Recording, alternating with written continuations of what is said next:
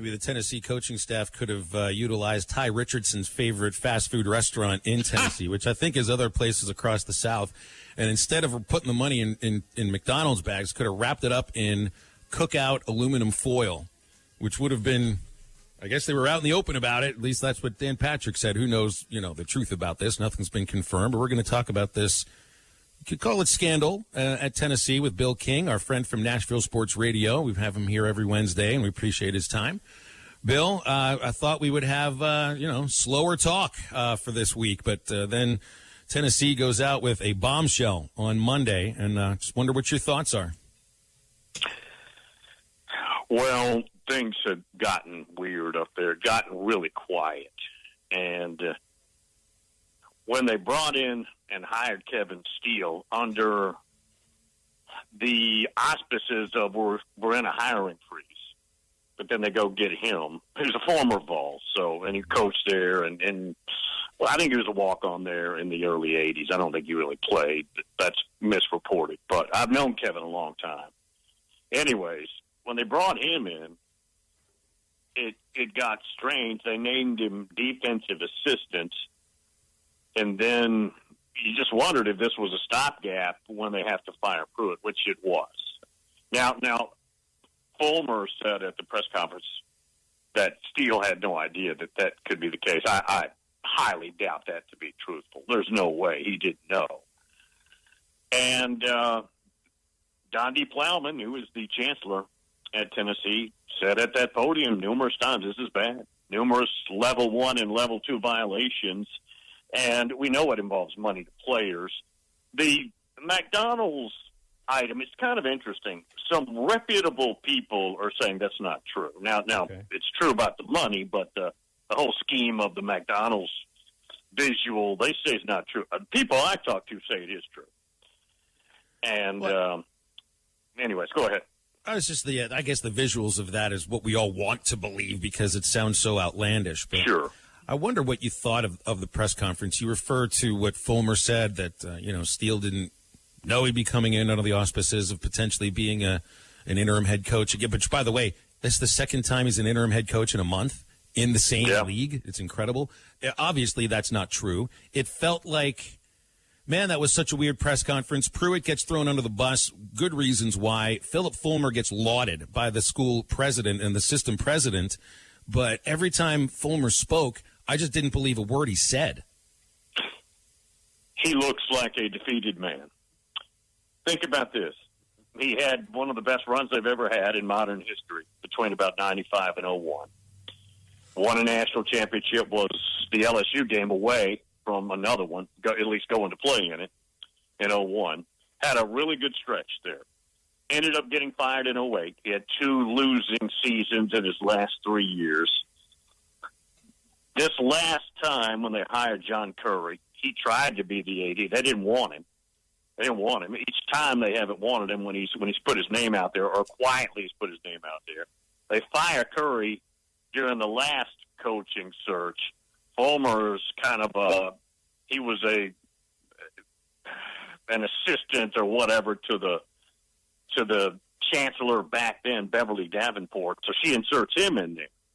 Again, they never wanted him in there. He makes his hire after going through a big mess, and the hire's a disaster. And it's going to end up getting them on probation from the NCAA. And this notion that he's retiring on his own, I don't believe either. There's no way. First of all, you think after what he's already blown again, he wants to try and go out and find another coach under these conditions and then have that one also on his resume? I don't think so. I think he was told, we'll make this look good, but you got to go. And he looked like a man absolutely, I'm at my wit's end. This is it, and I can't fix it. Well, I also had to laugh when he was asked if he's going to help hire his replacement. He said, if they want me, I'll do it. And I would answer for the chancellor and the president and say, no, thank you. You've done just enough. Go right off into the sunset, and we'll keep a season ticket for you. But I want to ask you, they also try to make a play like, we'll bounce back from this. They try almost make it seem like whatever is coming for Tennessee is almost like no big deal. It feels like that football program is about to be completely exploded it's going to take a long time to bounce back from. This is not Tennessee because we're a brand. This is a program that's going to be exploded. Right. I think that's fair. I think that's an accurate assessment. It's going to be tough. The first thing they're going to do is they're going to go out and get a new AD. It'll probably be a Tennessee guy like a Mark Ingram, who's the AD at UAB, who was a long snapper there in the mid-'90s. And I would think Peyton Manning's going to be involved in this too, and he's a Manning guy. Manning and him were there together. And then there's a guy named John Gilbert over at East Carolina, who's also got experience at Tennessee. But they'll get one of those two, probably Ingram, and then he's got to go out and either find a coach or they will either announce Steele's got it for a while. And they may decide, look, this is going to be ugly anyways. We'll get Kevin Steele probably on the cheap, and we'll have to weather 2 years of nothingness. And that could be what they're facing. Or they could go out and whoever they go get, if it's a new coach, it's going to be a reach. Nobody established is going to even sniff that job. So it's going to have to be somebody that you get and project again and hope that your projection is right. And you guys know most of the time those fail. I don't care where you're at. Most of the time those don't work out eventually. Bill King joining us here on Halftime. Bill, we could talk a little bit more about what direction will Tennessee go? And I think a lot of the fans, or at least around here, think it's going to be Kevin Steele. I think you'd look more across the nation. They'd want to look at Hugh Freeze. Do you think it's one of those two names, or do you think they go in a different direction? They can't touch Hugh with a 10-foot pole, not under these circumstances. He'd be the best guy to hire, but they can't. You can't fire a guy under NCAA duress and then bring in a guy who lost his job at Ole Miss for a couple of reasons, but one was the NCAA. You just can't. He's too radioactive for them. The timing's poor. There's some hope that they would circle back on Lane Kiffin, who was there a year and left for Southern Cal. Timing's not good there either. Now, the good part is Fulmer's not going to be involved much. And Fulmer hates it. He replaced Fulmer. Those guys don't see eye to eye. They're not alike at all. But I don't think that's possible. It's going to have to be a reach guy. It's going to have to be somebody like Jamie Chadwell, the coach at Coastal Carolina, who is from East Tennessee. He's from Oak Ridge, which you know is right there by Knoxville. Or a Bill Clark, or somebody like that, guys. I mean, there's a long list of those, right? But it's not going to be anybody who's ever done it on a D1 Power 5 level. I wouldn't think. Yeah, you're probably right, and it's going to be interesting to track to see what kind of route they go. Bill, one thing we've been excited about for the past few days, and I know you know Phil Elson's going to be pumped up about this, SEC baseball getting their schedules announced yesterday. And, Bill, from top to bottom, obviously I think Arkansas and Vanderbilt are going to be and you throw Florida in there, you throw LSU in there, just roughly the top four teams in the league. But, Bill, from top to bottom, this SEC baseball season is going to be one hell of a year. Hope so. Yeah, I was looking at that too. You can start playing the 19th of February, and then after that, they have the SEC league schedule. And I saw, was it Baseball America? Mississippi State and Ole Miss were ranked in the top 10. Is what I saw. I mean, you talking about, you just mentioned it, deep. It should. I love college baseball. I hadn't been a long lifetime love. I probably got 5 years in it. I adopted it here, but I love college baseball. I love those SEC games on the weekend when I'm not out in the yard. And let's not cancel it again. Now let's play this thing out. Bummer, though, no Arkansas Vandy series this year, Bill. I kind of knew that. I think we knew at the end last year that they were just going to keep the same schedule. Hogs visit Tennessee. I think that'll be a really good series, but not going to see Vanderbilt until potentially the SEC tournament or maybe even in Omaha, which I think is legit for both teams. Yep. No, I agree. The lighter kid, I don't know if you got to see him, the freshman last year, is a terrific pitcher. And, of course, they got Rocker and tons of recruits. It's gonna be fun. Could you describe Corbin's stature, Tim Corbin's stature on the Vanderbilt campus? It just seems like some foregone conclusion that he sort of runs his baseball program separately from the rest of the athletic department. Is there any truth to that? Very true.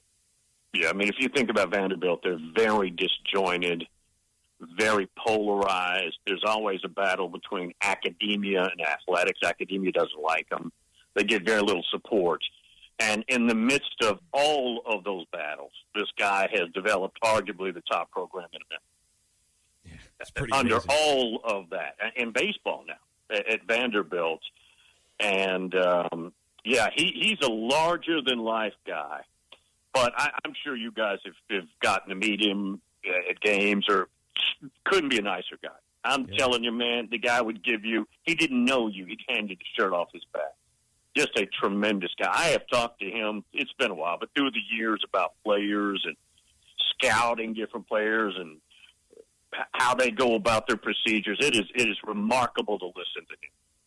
And Clark Lee, who is the new football coach at Vanderbilt, and obviously he's got a huge task ahead of him, came from Notre Dame, but he's from Nashville. He spent a lot of time with Corbin, learning under him, just concepts and coaching philosophies and stuff. That's one guy he'd been really leaning on through the years as he was making his way through the ranks as coordinators and stuff. Well, an interesting bit of trivia, as I'll let you go with this one, Bill, that I learned from the guy who brought me to Fayetteville to work for the Razorbacks doing these games, is that Tim Corbin's college roommate was Jeff Long. That's something? At Wesleyan. I did not know Ohio. that. Yeah, I did not know that. Wow. It's interesting stuff. Bill, appreciate you, man. Thanks for all the Tennessee inside Thanks, talk. Bill. Man. Have a great week. Thank you, guys. You got it. Don't forget about the Fence Man. If you own a business that needs more security or needs more curb appeal, the number at the Fence Man is 479-782-3936. Give them a call, and the Fence Man is there for a quick, no obligations quote. The Fence Man has been specializing in custom installations, things like gates and controlled access card readers, for over 40 years. That's 479-782-3936. And the Fence Man is a division of Quantum Property Services. Close the show out with Change My Mind. SmackDown's going after Mrs. Mahomes. Mama Holmes. And I still wonder if Lady SmackDown hates me. I'm going to figure out a way to get her more on my side here. Bring it. Not like it's me versus you, okay? I just want us all to sing Kumbaya together. Let's do it. Okay. All right, show closes up. Stay with us.